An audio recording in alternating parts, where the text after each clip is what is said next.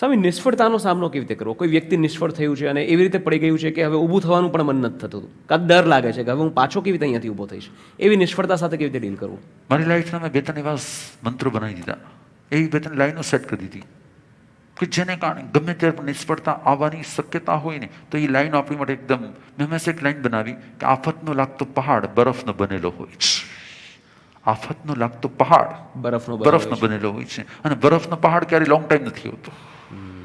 તો નિષ્ફળતા ક્યારેય પણ લોંગ ટાઈમ નથી હોતી. જો તમારી અંદર વિશ્વાસ હોય તો, જો તમારી અંદરમાં એ સિચ્યુએશનની સામે લડવાનું બળ હોય તો, જો તમને એને પોઝિટિવલી જોવાની ક્ષમતા હોય તો, મને એમ લાગે છે કે નિષ્ફળતાને જો પોઝિટિવલી જોઈને તો દરેક નિષ્ફળતા એ સફળતાનું પગથિયું હોય છે.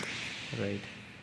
દરેક નિષ્ફળતા એ સફળતાનું પગથિયું હોય છે. પણ નિષ્ફળતા માની અને આપણે પોતાની સેલ્ફને છોડી દઈશું તો નિષ્ફળતાની મધર હોય છે. બહુ સાચી. પણ નિષ્ફળતાની વચ્ચે એ સફળતાનું પગથિયું માની લઈએ તે દરેક પગથિયું આપણા માટે સક્સેસનો વે હોય છે. બહુ સાચી વાત છે. અને મેં હંમેશા દરેક સક્સેસફુલ માણસને શરૂઆતમાં નિષ્ફળતા જોયા છે.